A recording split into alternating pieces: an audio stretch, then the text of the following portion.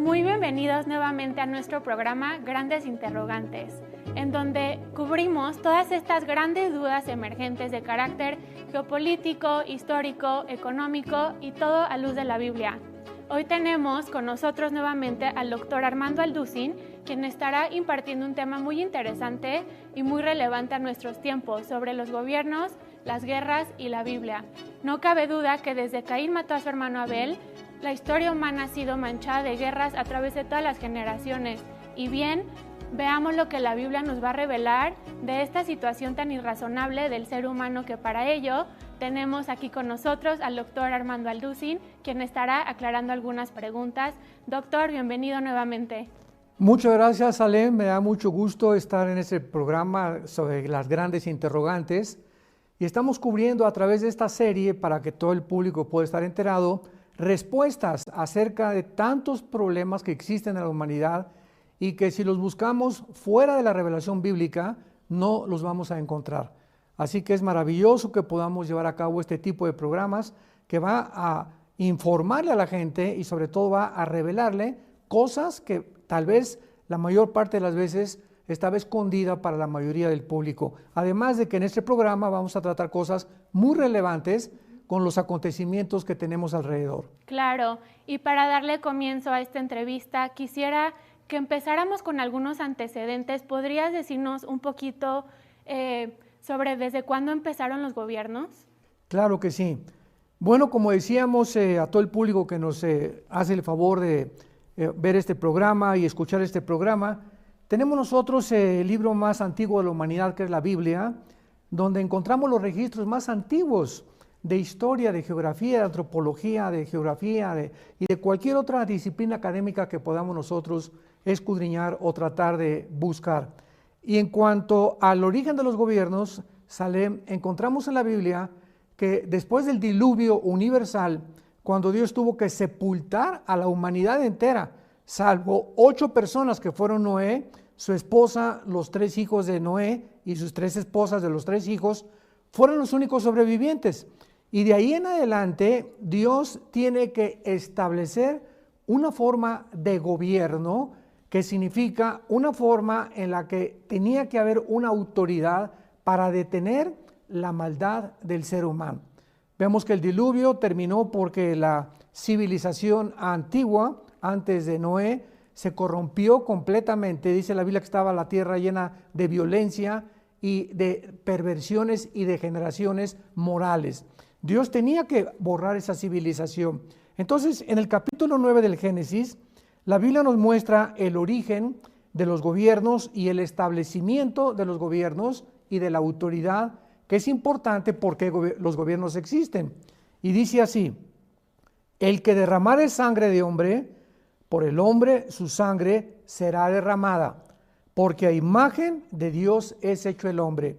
A partir del diluvio hasta nuestros días, Dios establece los gobiernos como un freno, como una manera de poder detener, repito y enfatizo, la maldad del ser humano.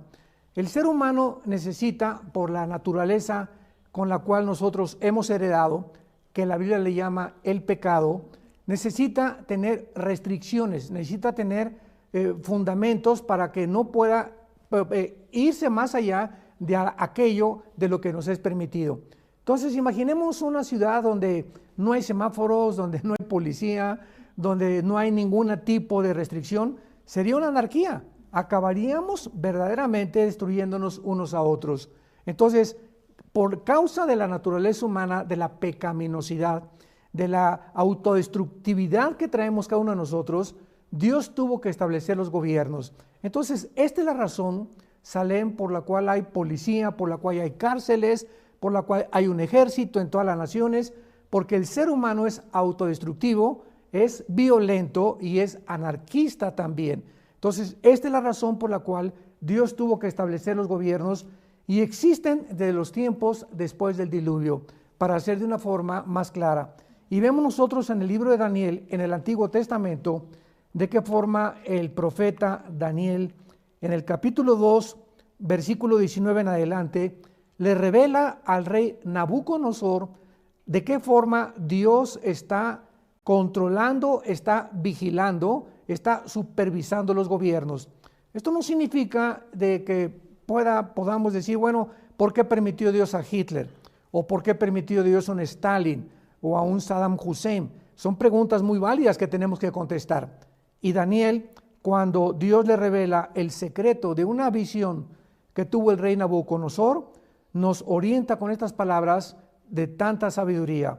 Y dice así: entonces el secreto fue revelado a Daniel en visión de noche, por lo cual bendijo Daniel al Dios del cielo, y Daniel habló y dijo: sea bendito el nombre de Dios de siglos en siglos, porque suyos son el poder y la sabiduría.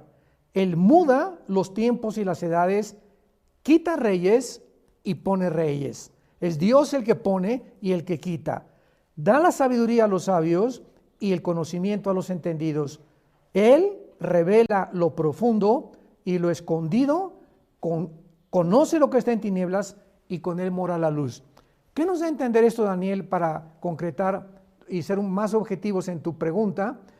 Realmente Dios ha puesto los gobiernos y ha permitido que muchos gobiernos se excedan en su autoridad.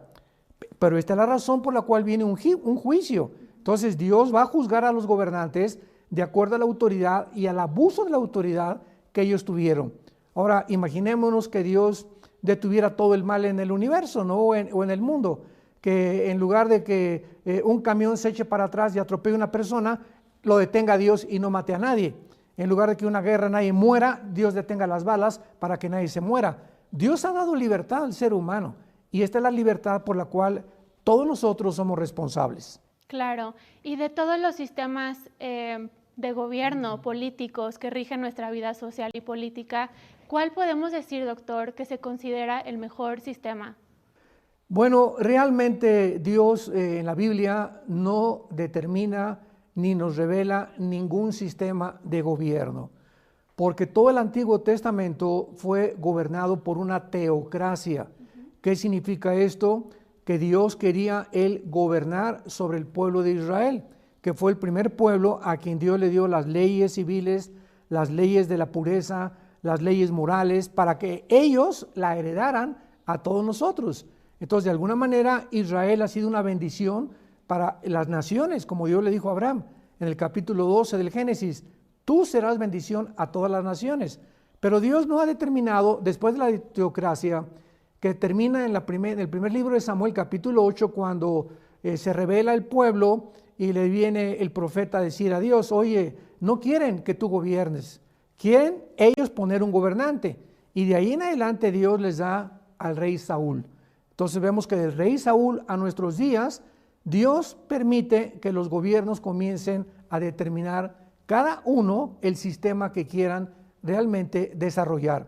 Ahora, entre todos los gobiernos, para ser un poco más actuales o más contemporáneos, en el siglo XX llegamos al primer siglo donde cambian las monarquías y cambian algunas dictaduras. Antes del siglo XX, el mundo ha sido gobernado por reyes, por monarquías, por algunas dictaduras también. Pero en el siglo XX acaba el Imperio Otomano, derrotado la Primera Guerra Mundial, y por primera vez se introduce en los sistemas de gobierno una ideología que en toda la historia no había sido introducida. ¿Cuál es esta? El comunismo. En 1917 vino una revolución en Rusia, la revolución bolchevique, que termina con todos los zares. Nicolás II matan a él, su esposa y a todos sus hijos, y Nikolai Lenin comienza a proclamar la ideología que Marx planteó aproximadamente 70, 80 años de Lenin en su libro El Capital. Y Marx estaba diciendo en este libro que la mejor forma de gobernar es cuando el capitalismo es hecho a un lado y la economía es la que tiene que ser gobernada o tiene que ser controlada por la clase no proletariada, sino por la burguesía, y la lucha de clases es el problema de la sociedad. Entonces Lenin lleva a la práctica lo que Marx había establecido de una forma nada más escrita, y vemos que el comunismo perdura durante casi 70 años, de 1917 al 20 hasta 1991, cuando viene la caída de la Unión Soviética, la Unión de Repúblicas Soviéticas, y viene entonces la Guerra Fría. Pero la Guerra Fría, que termina claramente con la revolución del comunismo, vemos que después de la Segunda Guerra Mundial, Estados Unidos ganó la guerra. Entonces se introdujo el capitalismo y el Estado del Derecho para que los gobernantes pudieran seguir el ejemplo o el modelo de los Estados Unidos de Norteamérica. Entonces todo el siglo XX, la mayor parte de las naciones dijeron Estados Unidos es el modelo a seguir y comenzaron a seguir el modelo del capitalismo, porque es hasta este momento el sistema de gobierno que más funcionó. Pero al llegar al siglo XXI se vuelve otra vez a regresar con la caída del comunismo. Putin levanta otra vez el comunismo y se está estableciendo el comunismo por todos lados. Entonces, los cristianos tenemos que someternos a nuestros gobernantes, que lo vamos a ver más adelante, pero no hay un sistema de gobierno que la Biblia pueda realmente decir que es el mejor. ¿Por qué?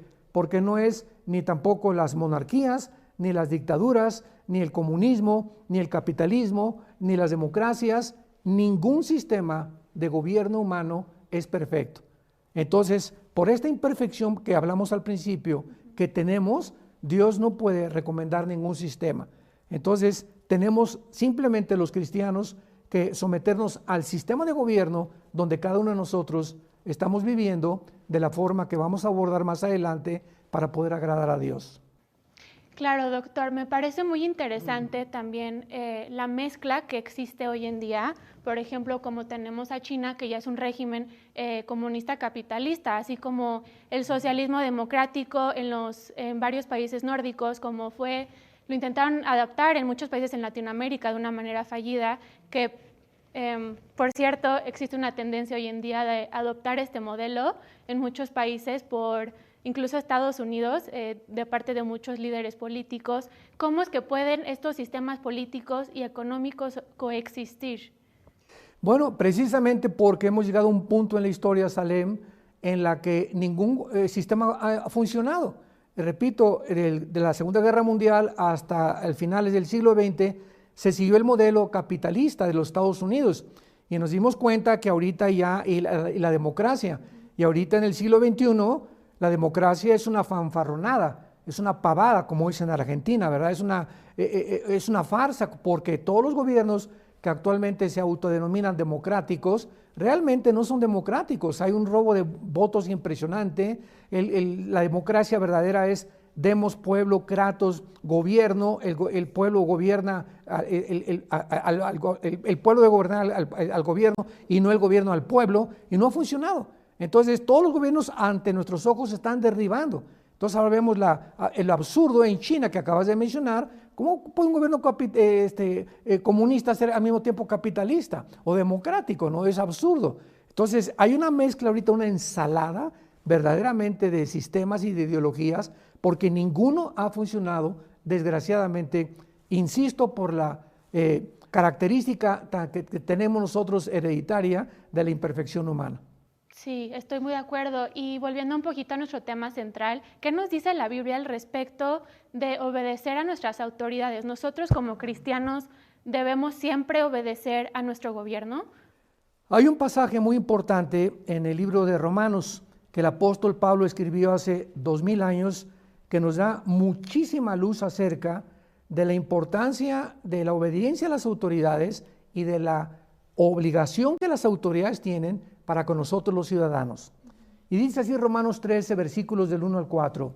Sométase toda persona a las autoridades superiores, porque no hay autoridad sino de parte de Dios, y las que hay por Dios han sido establecidas. De modo que quien se opone o resiste a la autoridad, a lo establecido por Dios resiste, y los que resisten acarrean condenación para sí mismos. Porque los magistrados, o sea, los gobernantes, no están para infundir el temor al que hace el bien, sino al malo. ¿Quieres no temer la autoridad? Haz lo bueno y tendrás alabanza de ella, porque es servidor de Dios para tu bien. Pero si haces lo malo, teme, porque no en vano lleva la espada. Los gobernantes son servidores de Dios y vengadores para castigar al que hace lo malo. Veamos los principios tan interesantes que está vertiendo el Espíritu Santo en este pasaje. En primer lugar, lo que iniciamos al principio de nuestra entrevista, debemos someternos a las autoridades porque las autoridades han sido establecidas por Dios. Ya vimos por qué Dios tuvo que establecer una autoridad, o sea, los gobiernos, porque somos anárquicos por naturaleza y queremos rebelarnos ante todo, entonces tiene que haber a fuerza policía, tiene que haber el uso de la fuerza, desgraciadamente, que muchas veces la policía, el ejército tiene que usar por la pecaminosidad y la maldad del ser humano. Entonces, en un colegio tiene que haber un director. Imaginémonos en un colegio que no haya un director o una autoridad sobre los niños. Sería, ¿verdad? Sería que Reino Aventura o Disneylandia se querían chiquitos. Entonces tiene que haber en la escuela una autoridad, tiene que haber autoridades en la universidad, tiene que haber autoridades en una fábrica, en una empresa, en una oficina, en un gobierno, en la iglesia. En todos lados encontramos autoridad. Vamos en la calle y un hombre con un uniforme de policía nos dice, párate, y al ver el uniforme nos paramos, porque ese uniforme representa autoridad. Entonces, todas las autoridades que hay en el mundo tienen el propósito de detener la maldad. Y dice más adelante que los magistrados no están para infundir el temor al que hace el bien. O sea, aquí está hablando el apóstol Pablo del Estado de Derecho. Los gobernantes no están para asustarnos ni para infundirnos miedo del gobierno, que es lo que produce un gobierno autoritario y totalitario, o los famosos gobiernos comunistas, sino que los gobernantes están puestos para protegernos a nosotros, los ciudadanos, infundir temor al malo y saber que si el malo hace algo va a ser castigado. Pero cuando en un gobierno, el gobierno no respeta el Estado de Derecho ni castiga a los malos, entonces el mal crece. Y los buenos, ¿verdad? O los ciudadanos que queremos paz, que queremos una familia, que la respeten todos, que no se metan ladrones a mi casa, que nuestros hijos puedan salir a la escuela sin ninguna amenaza, viviríamos completamente asustados, porque el gobierno no está haciendo nada. Cuando las carreteras son bloqueadas por un grupo de personas y de repente ya no puedo llegar a Acapulco porque ya la carretera federal la bloquearon y el gobierno no hace nada, son gobiernos que no pueden funcionar porque están violando la palabra de Dios. Están violando los derechos de terceras personas en lugar de proteger a los ciudadanos. Y finalmente dice este pasaje también que son servidores de Dios para que nosotros estemos tranquilos, porque no en vano lleva la espada. Dios le da la espada de la retribución a los gobiernos para que la usen en contra de los malos. Por eso es importante que un delincuente sea castigado y que los delitos que haya cometido sean proporcionados a lo que él cometió y que el gobierno no le dé a un violador, por ejemplo, 5 años de cárcel o 10 años de cárcel, ¿verdad? Un violador, sobre todo de criaturas menores de edad, por lo menos 30, 40, 50 años, porque de acuerdo al delito tiene que ser la proporción del castigo. Entonces, esta es la razón, Salem, por la cual Dios ha establecido también las autoridades. Sí, este pasaje que usted acaba de mencionar, Romanos 13:1, creo que ha sido uno de los versículos más polémicos en toda la historia. Ha sido utilizado en la corte por apologistas incluso, y creo que está en el mismo pueblo de Hitler en Alemania y en la Revolución Americana, para justificar la obediencia y la lealtad a los gobiernos y a las políticas gubernamentales. Me da mucho gusto ahorita que mencionó también y que aclaró el pasaje en cuanto a la sujeción, porque mucha gente se pregunta, ¿y qué hay de los gobiernos totalitarios y autoritarios? Esto significa que Dios instituyó a un Hitler, un Stalin, un Saddam Hussein, al mismo emperador Nero en la antigua Roma, que fue responsable de persecuciones. Entonces, no necesariamente es que Dios los haya instituido, sino que reconoce su existencia más bien. Lo permite. Y lo permite y los usa muchas veces como agentes para efectuar el orden en el mundo. Exactamente. Y pues claro que hay muchas veces donde pues Dios sí puede intervenir directamente, ¿no? Como lo hizo con el rey de Persia, Ciro, como usted recordará, cuando Dios lo utilizó para conquistar a Babilonia y cautivar a los judíos. Entonces creo que es muy importante que usted haya aclarado este punto. Y creo que también quería mencionar la palabra que es muy clave en someterse en este versículo, que puede diferenciar un poquito a la palabra obediencia. Uno, por ejemplo, puede estar sujeto a sus autoridades sin la obligación de algunos cumplimientos. O sea, una desobediencia civil puede ser permitida cuando las leyes del hombre no están en acuerdo con las leyes de Dios, como muy sabiamente fue dicho por Martin Luther King en los movimientos de derechos civiles, ¿verdad? Contra su lucha contra la segregación, que pues cuando una ley justa es el código hecho por el hombre que cuadra con las leyes de Dios, y una ley injusta es un código del hombre que no está en armonía con las leyes morales de Dios. Perfectamente bien. Entonces creo que es muy importante, todo esto se reduce a no sacar los versículos de su contexto, porque puede ser un arma de dos filos y se puede interpretar de diferentes maneras, ¿verdad? Creo que en el centro de esta pericopa, por decirlo así, se encuentra la afirmación de Pablo, sí, diciéndonos que nos sometamos a nuestros gobiernos, pero encontramos en otros contextos donde se nos otorga a nosotros una voz y una libertad para recordarles a nuestros gobernantes de quién es el poder, de quién realmente ejercen y pues a quién deben de rendirle cuentas. Ahí es cuando precisamente tú lo acabas de dar, el punto clave, ¿verdad? La objetividad en este punto, porque es importante también saber que esta obediencia no llega a ser esclavos, porque Dios ha establecido 3 instituciones principales, que es, número 1, la familia. Es la primera institución que Dios estableció. Número 2, la iglesia, donde se reúne la familia. Y número 3, el gobierno. Entonces, la familia es lo más importante para Dios. Y el gobierno tiene que proteger a la familia. Y fue lo que cuando le preguntaban a Jesús, ¿de quién es esta imagen que está en esta moneda? Queriendo tratar de tropezar a Jesús y que él contestara, ¿verdad? No, pues es el gobierno, y creían que iba a decir, no, pues hay que obedecer al gobierno. Y Jesús dijo, ¿qué dice la imagen? El César, ok, al César denle lo que es del César, a Dios lo que es de Dios. Entonces, esto es importante lo que acabas de mencionar, porque el gobierno no tiene ninguna jurisdicción dentro de la familia y no tiene que meterse con la iglesia tampoco. Si los gobiernos entendieran que podemos unirnos y la iglesia o los cristianos estamos puestos por Dios para ayudar al gobierno, para poder ayudarle a desarrollar y a legislar leyes más viables y más sanas éticamente y moralmente, los gobiernos no tendrían por qué sufrir como están sufriendo. Pero ahora vemos nosotros que se ha violado y el gobierno se ha metido, quiere tratar de meterse al grado que quieren educar a nuestros hijos. Imaginémonos nada más. Y la educación de nuestros hijos nos pertenece a nosotros, los ciudadanos, nunca jamás al gobierno. Sí, 100%. Y tengo una pregunta muy interesante. ¿Deben los gobiernos involucrarse en las guerras o bajo qué circunstancias, es justificable que un gobierno participe en guerra?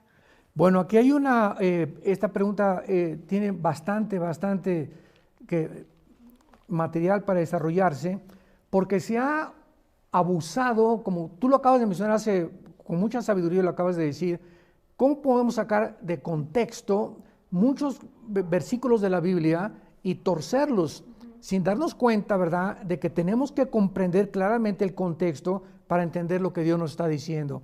Y aquí aplicamos lo que tú acabas de decir.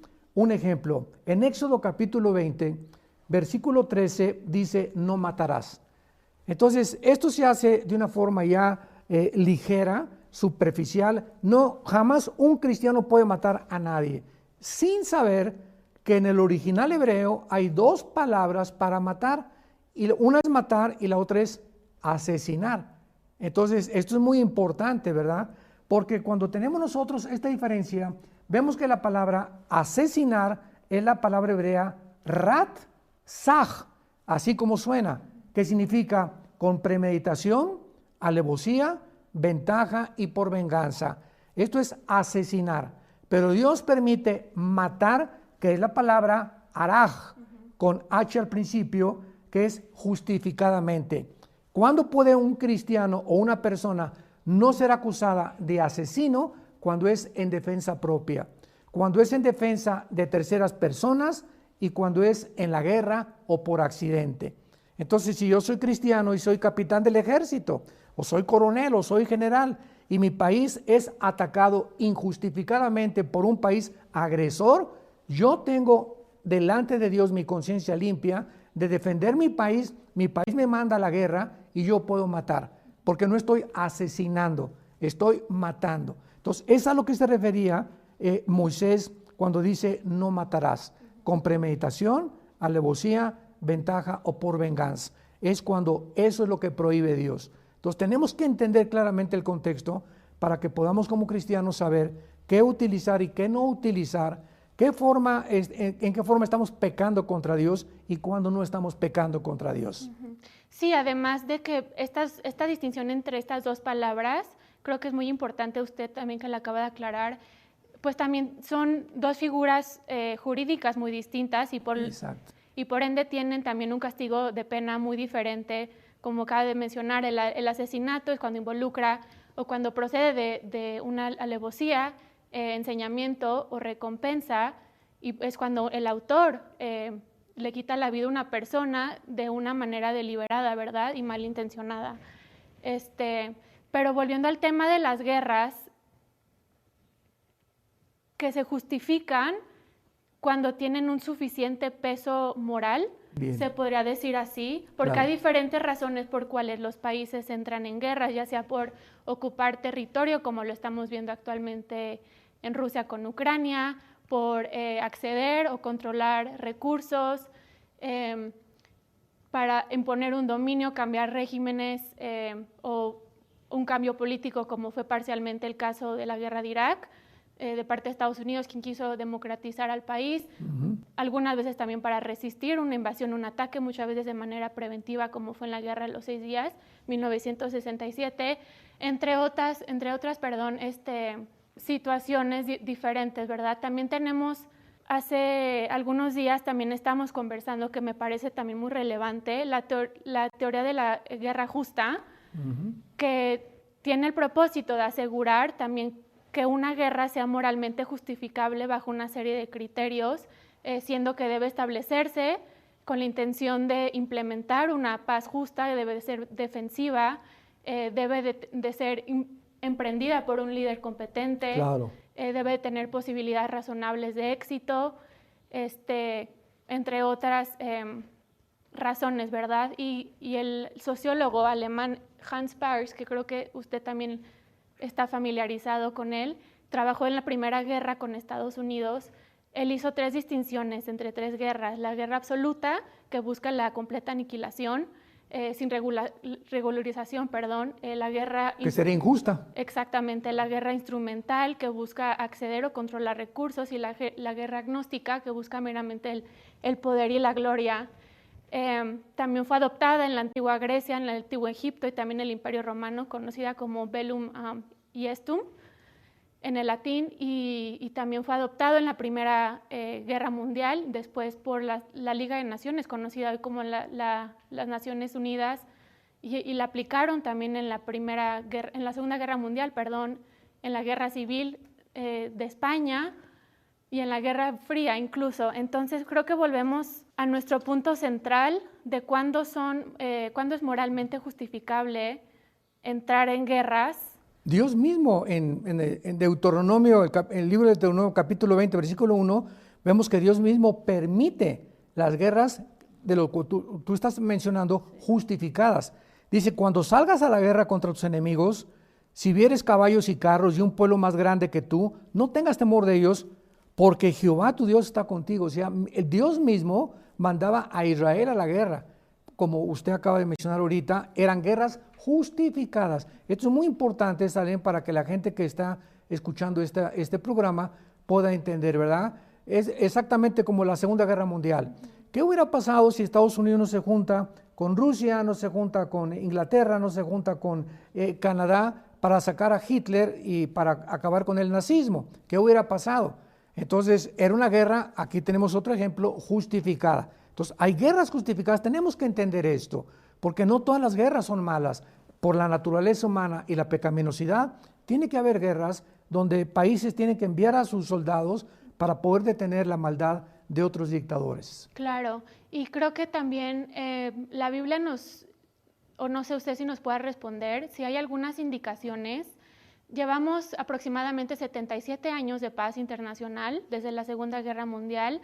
¿Qué nos dice la Biblia de una posible tercera guerra mundial próximamente? Y está el mundo de la proliferación nuclear, que contamos actualmente con 9 países, me parece, con armas nucleares. ¿Está aumentando esto las posibilidades de guerra? Definitivamente, Jesús dijo claramente en Mateo 24, hablando de las señales que habría en la última generación. Habrá guerras y rumores de guerras, se levantará nación contra nación y pueblo contra pueblo, pestes, hambres, terremotos, y será el principio de los dolores. Ahora, siempre ha habido guerras. De acuerdo al Instituto para la Investigación de la Paz en Estocolmo, Suecia, dicen que de los 6,000 años de historia que llevamos, solamente han habido 25 años de paz. Imaginémonos, 25 años de paz en 6,000 años de historia. O sea, el ser humano ha vivido enfrascado desde que Caín mató a Abel, como tú lo mencionaste al principio, en guerras tras guerras tras guerras. Pero la Biblia dice claramente que el mundo se está dirigiendo de una forma vertiginosa y precipitada a una tercera guerra mundial. Esta guerra con Ucrania y con Rusia no es la tercera guerra mundial, faltan 3 o 4 guerras todavía antes de que finalicemos la historia humana con lo que se llama la guerra del Armagedón, que es en el capítulo 16 del libro del Apocalipsis, nos menciona claramente que entonces el sexto ángel, esto fue en la sexta copa, derrama su copa sobre el río Éufrates para que se seque y estuviera preparado el camino a los reyes del oriente. Esto fue escrito en Salem hace 2000 años.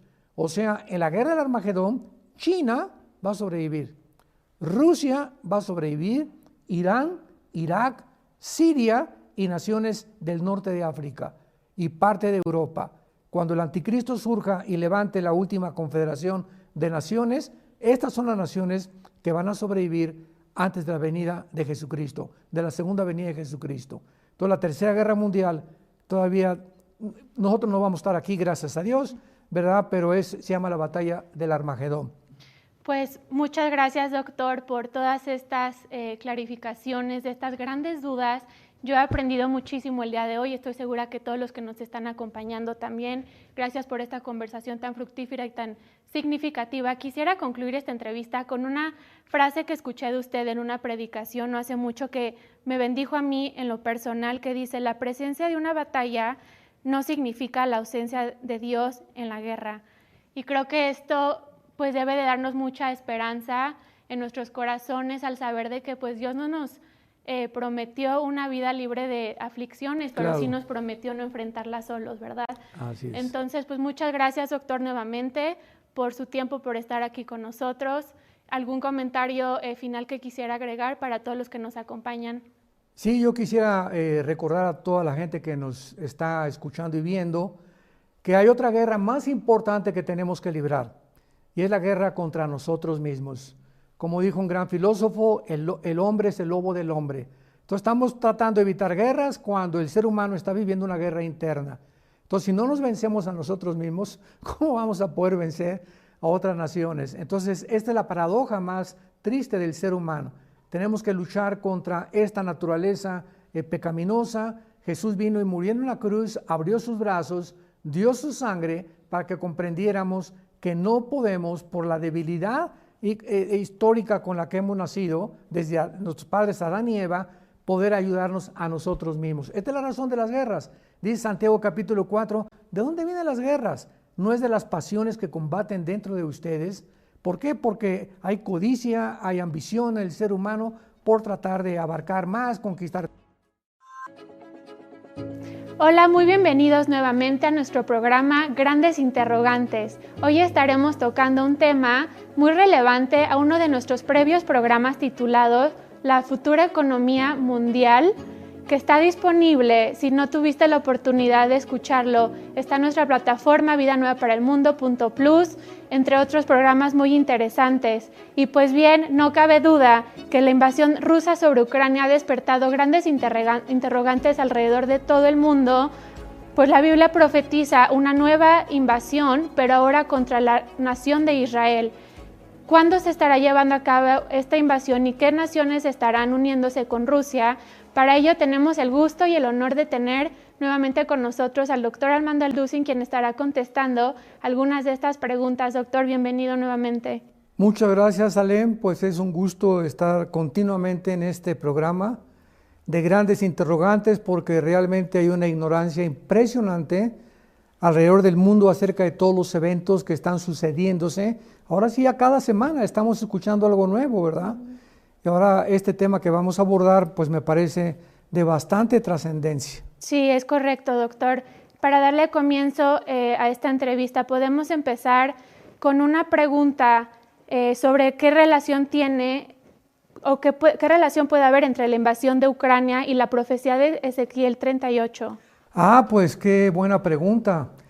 Realmente, ahora que el presidente de Rusia, Putin, ha invadido Ucrania, inmediatamente todos los ojos de los estudiantes de la Biblia se han vuelto hacia la nación de Israel, porque sabemos que el foco principal de todas las profecías bíblicas es la nación de Israel, y además que la Biblia termina precisamente con una de estas invasiones en contra de Israel. Entonces no es coincidencia que se haya llevado a cabo esta invasión del presidente Putin sobre la nación de Israel, porque hay bastantes conexiones. En primer lugar, sabemos que Estados Unidos de Norteamérica se unió con la OTAN y con la Unión Europea para tratar de hacer demandas económicas y sanciones económicas contra Rusia, para que de alguna manera pudieran frenar a Putin sobre esta invasión. Sin embargo, a través de todas estas semanas y días que han transcurrido, nos hemos dado cuenta que estas demandas que se hicieron, las sanciones económicas, no han tenido el resultado que tanto los Estados Unidos, la OTAN y la Unión Europea pensaban tener. Ha sido contraproducente, Salem, completamente. ¿Por qué? Bueno, veamos. En el momento en el que Putin sabe que estas sanciones son contra él, inmediatamente él tiene el control del gas sobre el 65% aproximadamente de las naciones europeas.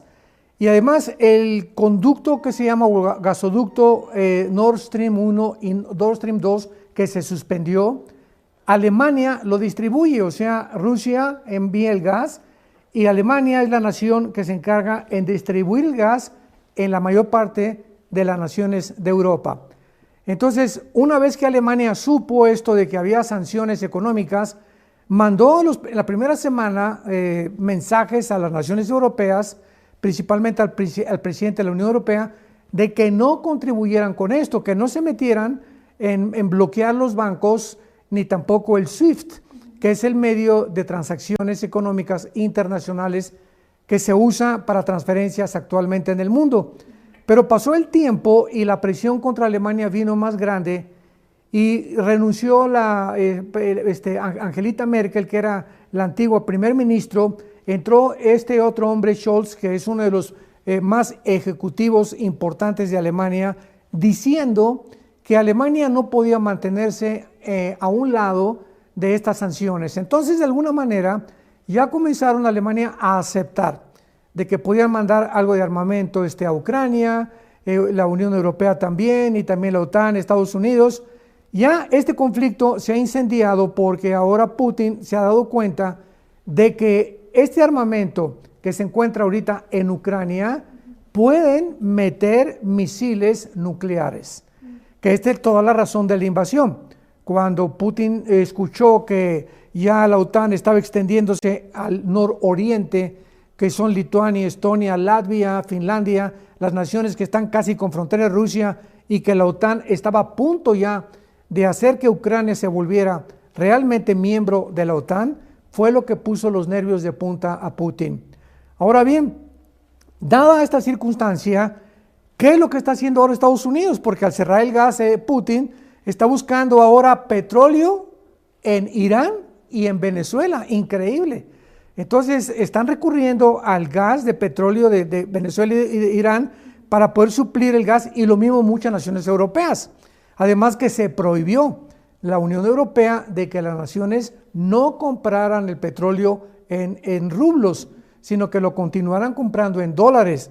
pero muchas naciones europeas se han rebelado contra esta misión o este mandato de la Unión Europea y están comprando el petróleo en rublos. Y la relación que existe, para concretar tu pregunta, es la siguiente. Es muy interesante que la Biblia profetice que el anticristo va a tener una confederación política de 5 naciones de Europa y 5 naciones del Medio Oriente. Esta confederación política va a tener que llevarse a cabo porque precisamente esta invasión a Ucrania ha puesto en alerta a Europa que no pueden prescindir del petróleo. Y el 65% de las reservas petroleras del mundo se encuentran debajo de Irak, debajo de Irán y debajo de Siria. Entonces el petróleo es una manzana de la discordia importante en el Medio Oriente. Entonces es interesante que ahora Europa va a tener que recurrir al Medio Oriente, tal como la Biblia lo profetizó. O sea, ¿por qué esta unión de 5 naciones de Europa y 5 del Medio Oriente? Ahora comenzamos a entenderlo. Estos eventos que están sucediéndose, el Espíritu Santo nos ayuda para que podamos ver en la Biblia la conexión que existe entre lo que sucede en el mundo y lo que se profetizó hace más de 2600 años. Así es muy interesante todo lo que está sucediendo, es como un rompecabezas que se está armando cada vez más. Y doctor, la Biblia hace referencia a 2 nombres de Gog y Magog. ¿Nos puede explicar un poco sobre de dónde surgen estos nombres? Claro.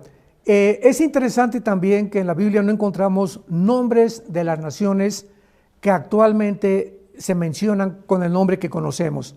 A excepción de Persia, por ejemplo, en el versículo 5 de Ezequiel 38, que es una de las naciones que se van a unir a Rusia, Persia le cambió el nombre a Irán, a la República de Irán, la República de Irán en 1935. En 1979 le cambió el nombre a la República Islámica de Irán. Pero las demás naciones que vamos a encontrar como Magog, Mesec y Tubal, no podemos saber dónde se encuentran a menos que la Biblia nos delineara o nos mostrara la región geográfica.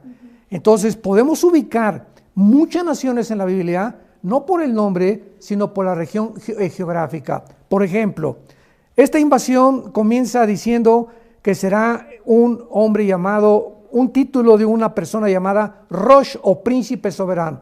Esta palabra Rosh, de ahí se derivó el nombre de Rusia. Y es interesante que se le llama, que está al frente de Gog y Magog. Y Magog es una zona geográfica que abarca toda la zona del Mar Caspio y del Mar Muerto a las orillas de Rusia y que son exactamente el lugar donde las 15 repúblicas que se dividieron en 1991, cuando cayó el comunismo, se aislaron de Rusia. Estamos hablando de que estas 15 repúblicas formaban el 30% del territorio de la antigua Unión Soviética o la Unión Soviética de Repúblicas Socialistas. Entonces, toda esta zona de Magog comprende esto y, más interesante, involucra a Ucrania. O sea, Ucrania se encuentra dentro de la zona de los magogitas, que descendieron de los escitas, eran tribus, y después vinieron los godos y después los germanos, que fundaron también Alemania. Entonces, podemos saber claramente que geográficamente Rusia es la nación que va a dirigir esta invasión, principalmente por el nombre de Magog. Tenemos también en el versículo 5 del capítulo 38 de Ezequiel el nombre de Persia, que es Irán, Cus y Fut, que en el libro del Génesis, capítulo 10, fueron los hijos de Cam, uno de los hijos de Noé. Y los camitas fundaron todo lo que es el continente africano, los jafetitas todo el continente anglosajón, que es Europa, y los semitas fundaron el Medio Oriente y la Euroasia, que son realmente los asiáticos. Entonces, Cus y Fut aparecen como hijos en Génesis 10, los ubicamos rápidamente en la Biblia, de Cam, que fundó el continente africano. Y nos damos cuenta que Cus y Fut son parte de lo que es actualmente Sudán, Etiopía y Libia, o sea, la franja de naciones que se encuentran al norte de África. Esto es interesante porque cuando venga esta invasión, los rusos serán los únicos no islámicos, no musulmanes, Y toda la alianza de las naciones que se van a unir a Rusia son los musulmanes. Y la pregunta es, oye, pero en esta invasión futura que va a tener próximamente el lugar, ¿por qué las naciones árabes no están involucradas? ¿Dónde están? Porque es el primer círculo de enemigos que tiene Israel. Bueno, es que el Salmo 83 nos muestra que antes de esta invasión se viene un ataque contra Israel de las naciones árabes. Y el segundo círculo alrededor de Israel son las naciones musulmanas. Y también es interesante que ahora Putin haya hecho alianza con la mayor parte de las naciones musulmanas porque tienen miedo tanto de Estados Unidos como de Israel. Entonces tenemos ya a Irán, tenemos a Sudán y las naciones del norte de África, y luego tenemos a Gomer en el versículo 6. Y Gomer, pues realmente de acuerdo a los rabinos judíos, como en el Mishnah, en el Talmud, están de acuerdo que Gomer es la Alemania actual. Y si es Alemania, entonces involucra que Alemania, como estamos viendo actualmente, va a formar parte de Rusia. Y ya estamos dándonos cuenta que finalmente Alemania no quiere quedarse aislada de distribuir el gas y de convertirse en la nación número 1 de la Unión Europea. Entonces, estas son las naciones, y finalmente Togarma, que dice el versículo 6, y la casa de Togarma. Togarma es actualmente Turquía y Armenia, que son dos naciones casi juntas, y es interesante que ahí en Armenia, junto a Turquía, descendió el arca de Noé. Cuando el mundo acabó en el mundo antiguo, capítulo 7 y 8 de Génesis, el arca de Noé descendió en lo que es ahorita Armenia, o en los montes del Ararat. Y esto es muy interesante también porque abarca todo el territorio que se conoce en la Biblia como Togarma.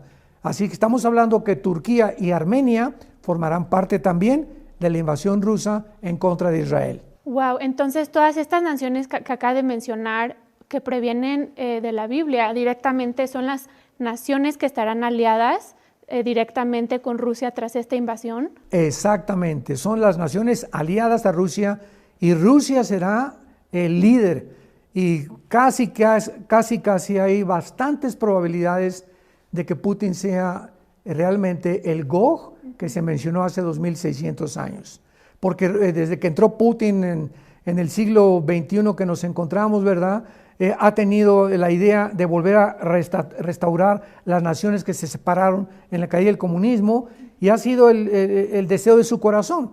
Entonces hay muchísimas probabilidades, sin caer en un dogmatismo que es él, pero hay un 80% de probabilidades que sea Putin el Gog de la Biblia. Wow, hay un proverbio antiguo que dice: el enemigo de mi enemigo es mi amigo, y creo que es muy relevante a esto porque justo como usted mencionaba, tras la invasión en Ucrania estamos viendo casualmente que todas estas naciones, Rusia junto con Irán, junto con la India, junto con China, están empezando a formar una alianza, ¿verdad? Pues que tienen un enemigo en común, que es el Occidente. Entonces, pues todo esto se está empezando a descifrar cada vez más. ¿Y cómo sabemos que esta invasión va a ser dirigida por Rusia? Porque, como sabemos, la invasión rusa sobre Ucrania, pues tuvo el propósito de ocupar territorio y pues prevenir que Ucrania no formara parte de la OTAN, entre otras razones. Pero ¿qué propósito tiene esta invasión sobre la nación de Israel? ¿Qué objetivo tiene o qué intereses tiene Rusia en Israel? Porque se dice que también hay una gran población rusa actualmente en Israel que huyó desde la Unión Soviética, desde la disolución de la Unión Soviética. Entonces, ¿qué intereses o qué objetivos pudiera tener Rusia junto con otras de estas naciones que usted acaba de mencionar sobre la nación de Israel? Para que ya no tengamos ninguna duda de que los magogitas es la zona geográfica de Rusia, y para nuestro público respetable que nos escucha y ve en estos programas, podemos decir claramente que es Rusia, porque en Ezequiel 38, versículo 6, dice lo siguiente: Gomer y todas sus tropas, la casa de Togarma, de los confines del norte, y todas sus tropas, muchos pueblos contigo. La palabra confines del norte es la frase hebrea Yereka Sapoun, que significa en lo más remoto del norte. Ahora, Si agarramos una regla en un mapa geográfico, yo los invito a cualquiera que hagan esto, y ponemos Jerusalén y una regla hacia el norte va a llegar exactamente a Moscú. No hay nada más arriba de Rusia que Moscú, que Rusia. Entonces, claramente la Biblia nos muestra la región geográfica de donde vendrá la invasión y no hay ningún lugar a dudas de que sea Rusia. Ahora bien, para contestar tu segunda pregunta, ¿qué propósitos tendrá esta invasión? Bueno, sabemos que, por ejemplo, el Mar Muerto tiene más de 7,000 millones de valor en elementos como el azufre, el sodio, etcétera, etcétera, que es un tesoro impresionable que hay ahí en el Mar Muerto. Y aparte el petróleo, que posiblemente se va a descubrir en estos meses, petróleo en Israel.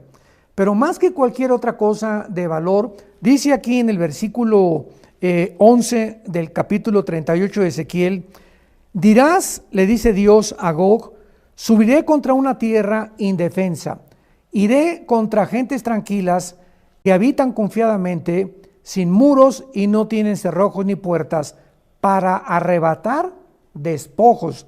Esta palabra despojos, shalal, en el hebreo, se usaba en el antiguo hebreo y los antiguos judíos para el botín. O sea, siempre que una ciudad era conquistada, el botín, o sea, todos los tesoros que incluía ganado, mujeres, oro, plata, se repartía entre los soldados y entre el rey de la ciudad que conquistaron. Entonces, vemos nosotros que este botín puede ser el petróleo, pero puede ser también el ganado y las posesiones que Israel tiene, al contrario de todas las naciones árabes alrededor, que se encuentra en un estado paupérrimo económicamente. Pero yo pienso, una opinión personal, que va a ser lo más importante, que Rusia desde hace muchos años, desde que Putin tomó el poder, tiene interés en conquistar el Medio Oriente. O sea, ahorita primero tiene que conquistar las naciones que están al sur y que fueron quitadas en la caída del comunismo, y ahora que la recupere, en los cuales está Ucrania como punto estratégico, va a tener que voltearse al Medio Oriente, porque el Medio Oriente es el centro y la manzana de la discordia con la nación de Israel. Ahora bien, si Putin y Rusia realmente quieren conquistar el mundo, necesitan conquistar el Medio Oriente, porque el Medio Oriente es Israel, la única ciudad democrática de todas las naciones árabes. Y ninguna nación árabe está contenta todavía. Bueno, hay algunas que ya se están uniendo a Israel, pero Irán principalmente y los grupos terroristas quieren la aniquilación de Israel. Y entonces Putin, si llega a conquistar ahorita a Estados Unidos, que es lo más probable, y el control de Europa, se va a venir contra el Medio Oriente. Wow, es súper interesante porque Israel, se dice que en toda la historia nunca ha sido Israel quien ataque primeramente, ¿verdad? Siempre ha sido pues víctima, por decirlo así, de recibir, y muchas veces de manera, preventiva. Doctor, nuestra última pregunta, ¿tenemos algunas indicaciones de cuándo se llevará a cabo esta invasión? Muy interesante. Hay algunos puntos aquí en esta descripción, en estos capítulos de la Biblia, porque el cuándo es la pregunta más importante y la más controversial. Se han dado como 2 o 3 opiniones, que puede ser antes de la tribulación, a la mitad de la tribulación o al final de la tribulación. Inclusive se ha propuesto que también puede ser la invasión durante los primeros 7 años del milenio. Sin embargo, en el capítulo 39 de Ezequiel, dice el versículo 9, que cuando ya se han destruido los ejércitos de una forma sobrenatural por Dios ahí en Israel, los moradores de las ciudades van a salir y encender y quemar las armas, los escudos, los arcos, las saetas, y los quemarán por 7 años. Entonces, no podemos descartar ni hacer a un lado estos 7 años. Si queremos saber cuándo va a ser esta invasión, no puede ser en la tribulación, porque los 7 años de la tribulación van a ser de persecución. Los 3 años primero, 3 años y medio, el anticristo va a hacer un pacto de paz, van a reconstruir su templo, pero después viola el templo, Mateo 24:15, y comienza a perseguir a todos los judíos. Entonces es imposible que bajo una persecución estén quemando las armas durante 7 años. Y además dice aquí, más adelante en el versículo 12, y la casa de Israel estará enterrando los cadáveres por 7 meses para limpiar la tierra. Los enterrará todo el pueblo de la tierra y al cabo de 7 meses harán el reconocimiento. Esto es interesante porque nos damos cuenta que esta guerra va a ser de carácter nuclear. Entonces va a tomar 7 meses a los habitantes que sobrevivan en Israel de estar limpiando y enterrando los cadáveres. ¿Por qué? Para que no contaminen, por la radiación que va a cubrir casi todo el área del Medio Oriente. Entonces, yo pienso que la posición más acertada y más adecuada de cuándo va a ser esta guerra va a ser antes de la tribulación. ¿Qué te estoy diciendo? Que va a ser tal vez en 1 o 2 años o 3 años. Vamos a ver que Putin va a ganar esta guerra con Ucrania, Estados Unidos va a pasar a segundo o tercer término, Europa se va a tener que rendir forzosamente a Putin por la cuestión del gas y el petróleo, el trigo y todo lo que provee Ucrania y Rusia, y entonces Putin ya va a poder volverse en contra de Israel, a través, como lo hemos visto, de las naciones musulmanas. Entonces esperemos próximamente que Putin, ¿verdad?, voltee sus cañones hacia la nación de Israel. Es increíble cómo estamos, los tiempos tan interesantes, ¿verdad?, que estamos viviendo de tanta incertidumbre. Creo que todo esto nos enseña pues a mantenernos alerta y atentos a estos eventos tan críticos que se están desenvolviendo rápidamente, pero sobre todo a mantener nuestros ojos en Dios, nuestra fe, nuestra esperanza puesta siempre en Él. Doctor, ¿algún comentario final que quisiera agregar? Pues que en estos tiempos un mundo tan desequilibrado en el que estamos viviendo, un mundo completamente desarticulado, un mundo incierto, donde ya no sabemos qué va a pasar mañana, si hay guerra nuclear, si no hay guerra nuclear, que el petróleo, que ahora viene una inflación impresionante, una hambruna por falta de trigo, porque pues Rusia y Ucrania proveen casi el 30-40% del grano mundial a las naciones, etcétera, etcétera. ¿Qué debemos hacer? En medio de todo esto, Jesucristo en el capítulo 14 de Juan, dijo estas palabras: no se turbe vuestro corazón. Entonces, el primer mandamiento que debemos de tener es que esa paz que Cristo ha traído a nuestra vida, cuando lo aceptamos como nuestro Señor, no permitamos que ningún evento externo del mundo, de todo lo que está incendiándose y derrumbándose, entre a nuestra vida interior y nos quite la paz. Y esta paz es la que debe gobernarnos continuamente para que podamos tener la seguridad que yo le decía el otro día a mi esposa. Yo casi antes de acostarme estoy pensando en que soy un pollito. Porque en el Salmo 91, ¿verdad?, dice la Biblia: escóndenos bajo tus alas como la gallina a los pollitos. Y antes de acostarme estoy ya tomando ahora sí que la decisión, antes de cerrar los ojos: Señor, aquí está tu pollito, estoy bajo tus alas, tú me cuidas, nos va a cuidar a todos, somos tu familia, no tengo por qué preocuparme ni pensar nada, porque estamos seguros y nunca nos dejarás ni nos abandonarás. Entonces mi consejo es: no tengamos miedo. Recordemos quién es nuestro Señor, quién es nuestro Salvador, quién es el Rey Todopoderoso que creó el universo, y recordemos que en Jesucristo, en esa cruz, dio su vida por nosotros para que pudiéramos tener el perdón de nuestros pecados y la vida eterna. Amén. Muchas gracias, doctor, nuevamente. Muchas gracias a todos los que nos escuchan en este día. Los esperamos aquí nuevamente en Grandes Interrogantes. Que Dios los bendiga y tengan mucha paz.